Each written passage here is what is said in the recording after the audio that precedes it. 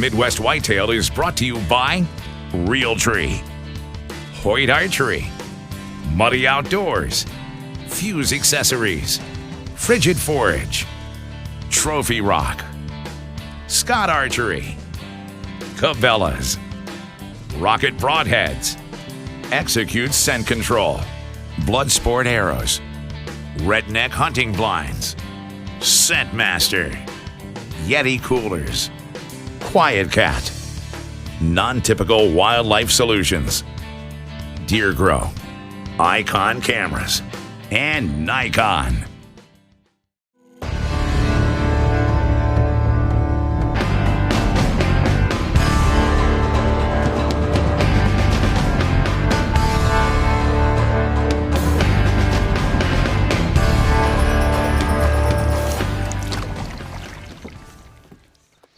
Welcome to Midwest Whitetail. I'm going to keep going with the series that we started last week where I'll focus on a terrain feature and then actually get out on the farm and show you that feature and how the deer relate to it.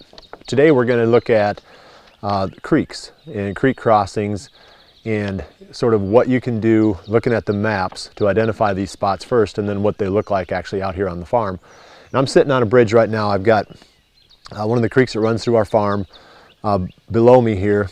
And I'm going to show you two different directions from here. Behind me, the terrain is fairly flat, and in front of me, there's quite a bit of break to the terrain. So I've got hills in front of me and more or less level ground behind me. And I'll really get into why that's significant. But the most important thing that we're going to focus on with creeks is identifying what features of the creek or what the creek looks like in the areas where the deer are most likely to cross. And we can do that with the maps. I can look at the map, and I can look at the map of your hunting property and tell you where the deer cross the creeks. But it's easy enough to do for you, so I don't have to look at yours, you can do it. But anytime there's an S-curve, or any curve, let's just start with the really fundamentals on creeks. Anytime you've got a curve, you're gonna get a high bank on the outside of that bend. And the sharper the curve is, typically the steeper that high bank is gonna be. And if you think about it, if you've done any amount of fishing, you know that when the creek makes a turn, especially when the water's high after some heavy rains, it's going to cut. And that's what makes that steep bank. So you've got a high bank. The deer are not nearly as likely to cross a creek where there's a high bank where they have to jump off. So they're going to look for spots that are more gradual. So it's someplace right next to the bend is going to be the place where the deer are likely to cross there. Because if you find some type of a terrain feature that detours the deer, that keeps them from moving in a certain place, right next to that terrain feature is going to be a funnel. So they're going to go around it. You know, if it's a deep ditch, you know, the head or the bottom of the ditch is going to be the funnel. If you've got a real sharp bend on a creek, then on either side of that sharp bend, you potentially have a nice funnel for the deer. So I like S-curves. So we're coming back around to, you know, sort of the really topic here. And the reason is because now you've got back-to-back funnels. So you're almost like taking, rather than the deer going around one, they're having to go around two of these different terrain features, which pulls even more deer into one narrow little corridor. So that's what we're going to be looking for today. You can look at your property and see one sharp bend and say, okay, I've got potentially two funnels here, or you can find an S-curve. If you find the S-curve, then the crossing between those two curves is going to be the spot that's going to have the most deer traffic. And like I said, I've got the same setup in front of me as I do behind me. There's an S-curve about maybe 200 yards behind me, and there's one about 200 yards in front of me.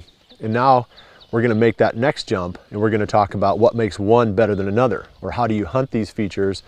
The deer relate to both of them equally. And the challenge you've got is always the wind. The other thing, obviously, we focus on a lot is the entry and exit routes. Well, creeks are perfect for that. We can talk about that a little bit as we go, but it's super easy to drop into one of these creeks, and as long as the water's not too high, just zip right through there and get into a stand on the edge of the creek without any deer knowing pretty much on either side of the creek that we were there. So entry and exit is awesome on creeks. The concentration factor or the funneling aspect of the creeks are really good too. I really love them for that. The only thing I don't like about creeks is the wind and how it interacts with the terrain. So we're going to dive into that today. We've got two different directions we're going to go to. I think we'll probably just pick one of them in today's episode, but we'll talk about how the terrain lays in both directions here and how that influences the wind. So I'm going to pull up the actual locations here on the aerial photo. and kind of walk you through it. We're sitting basically right here on this bridge where this creek crosses this road. So as like I said, you can see, a couple hundred yards in front of us, which is that direction, we've got some nice S-curves. A couple hundred yards behind me, I've got some nice S-curves back here. Both of those are going to have the same potential of funneling deer. You've got deer coming out of cover, heading to food on this side. Basically the same thing over here. Deer coming out of cover, heading to food, or just traveling up into other areas, especially during the route where does might be bedded. So the biggest difference now, again, if you look at it close, you can see these S-curves. You got a bend, two bends. There's going to be a really good crossing in between those two bends. I can guarantee it, and you can do the same thing on your property. Here we've got big S-curves all through this area right here. There's going to be some really nice funnels where the deer are crossing between the bends of that creek right over here. So those are equally good. Now, again, we're coming back to this wind factor. And the wind is fickle anytime you create, I'll call it a vacuum or a dead air space. So if you've got the wind blowing across something and you've got dead air on the backside, that dead air tends to pull the wind in and causes it to swirl. So it's the same thing. The analogy we've always used is the water running through a trout stream. You've got a big rock there, and the water hits that rock and gets diverted back in behind that rock. You're going to have a lot of swirling because you've got a dead pocket. So we can't really tell exactly what these terrain features are doing for us when we look at the aerial photo. And I talked about it last week. The aerial photo is really best at helping us to understand the cover, whereas the topo map really helps us understand the way that the land lays or the terrain, because it shows you those contour lines. And as I talked about last week, the closer together they are, the steeper the terrain is. And the further apart they are, basically that just means it's more level. And that's going to really come into play today. In front of me, I've got a hill off to my right, and I've got the creek. And then I've got level ground. And behind me, it's more or less level the whole way through. Now I'm going to pull up the topo map and show you that on here and explain sort of why I would prefer, if I'm going to hunt one of these two crossings, the one behind me.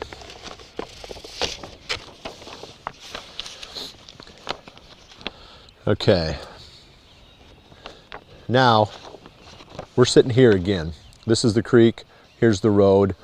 It's the same exact overlay. You can see that the cover on there, but now we've got the topo lines or the contour lines to go with it.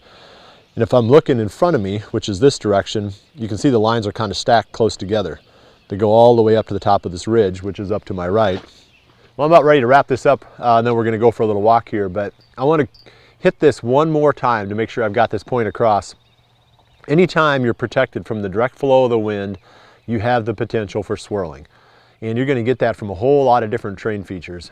Also, the harder the wind blows, the more swirling you're going to get. Because you're going to get the gusting, and that's going to kick it up and throw your scent in every direction. Whereas if you get more of a steady breeze, sometimes you can get almost a predictable swirl. Anything down in the bottoms, if you got any steep slopes around you at all, is usually trouble. So that's kind of the primer on how the wind is affected by the terrain. And we can touch on this some more because I think it's a really good subject to fully understand. I'll throw one more quick thing at you and then we'll go for our walk here. The cover can also cause swirling. And that's a whole other subject that we can dive into that's not nearly as intuitive as the terrain, but it works off the same exact principle. If you got wind hitting a line of trees with leaves on it, you're going to kick it. You're going to kick it along that tree line. Or if you have wind coming over the top of an area where there's a lot of cover, thick cover, it's going to swirl in behind because you've got that protected pocket. So it's not just the terrain that can cause the wind to swirl. You can also get that from the cover too. But like I said, I don't want to bog this episode down with too much information. We're going to take a walk down the creek here and I'm going to show you some of these S-bends and some of these trails that lie between them.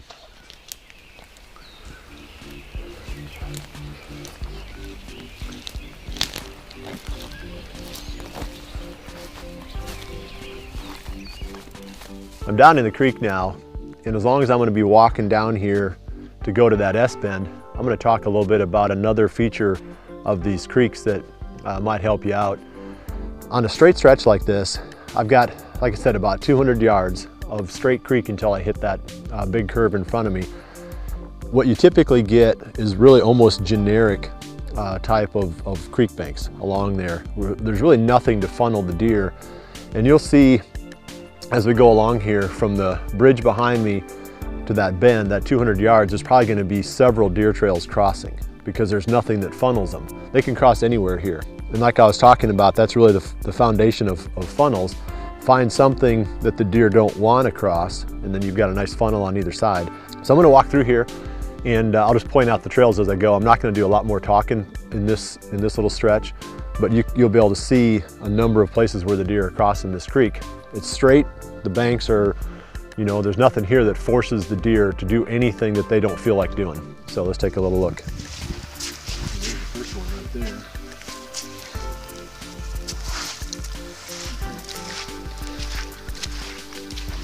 So I've covered probably about 150 yards so far, and I think I've walked past 4 or 5 trails. There's another one right in front of me. None of these are real heavily used. Again, you're not looking at anything that's really funneling these deer down. And especially bow hunting, we are always trying to find something that pushes the odds a little bit more in our favor. So the tighter the funnel, the better. Yes, I could set a tree stand on any one of these trails and maybe get lucky and have a buck come past, or I can find the spot where you're really funneling down more deer. So if I have twice as many deer go past my tree stand within bow range, my chances of killing a buck are probably going to be twice as good. So that's what we're looking for here. We're not just looking for deer trails, we're looking for spots where we can put the odds in our favor.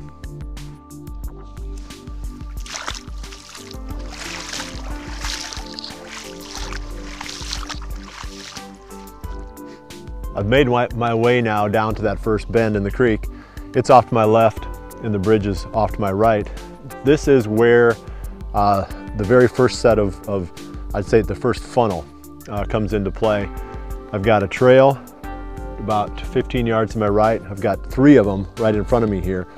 So within a 20-yard gap, I've got 4 pretty well-used deer trails.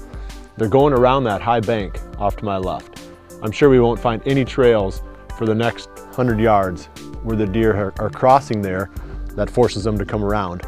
On the other side of it is going to be the S-bend, and that's going to be, you know, hopefully even a heavier funnel. But this is what I'm talking about. I mean, you can pull this right off your aerial photos and your topo maps. You don't even have to walk to know that this is going to be there. But there's a spot here that you could cover 4 really nice trails from one tree stand. So this is the beginning of where it gets interesting on this creek.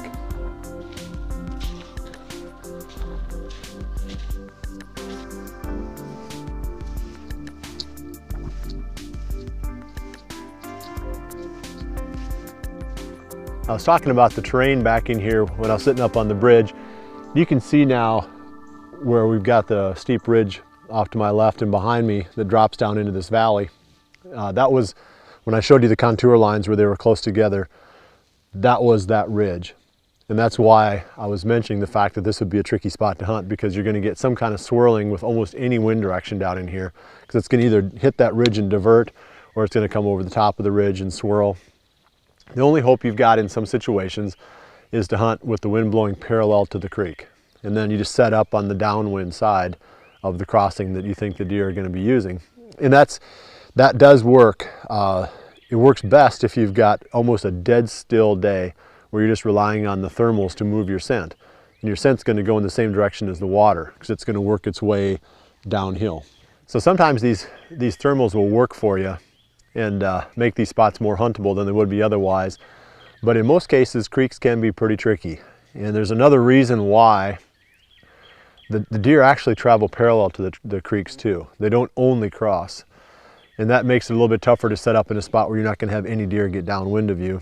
But it does give you an opportunity if you can set up just those perfect conditions where you've got that real nice little tight S-curve and the crossing in between. You probably don't have a lot of parallel movement of deer along that creek. You can pick a wind that will work. So look for those spots in the property where you hunt. Perfect access in and out. You just walk the creek. I mean, you couldn't ask for anything better. You've got a really nice funnel there where the deer are crossing the creek. So you got 2 aspects of the perfect stand location. If you can find a way to make that wind work for you without a lot of swirling, then you've got all the bases covered. Well, we're going to keep diving into this stuff every week. I'm going to get out and do some shooting. I've been threatening that. But I want to talk about some of the new Hoyt products and some of the Scott releases and the Bloodsport arrows and kind of bring the shooting aspect back into the series. But that's it for this week, and I appreciate you joining me. And we'll see you right back here again next week for the next episode of Midwest Whitetail. And remember to always dream big.